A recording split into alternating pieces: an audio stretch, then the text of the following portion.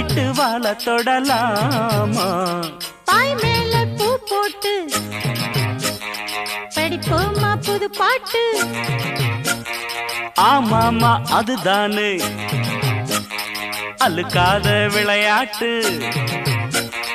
ரெண்டுல நீ ஒன்ன தொடுமாமா, இந்த பொண்ணு கிட்ட வெட்கப்படலாமா?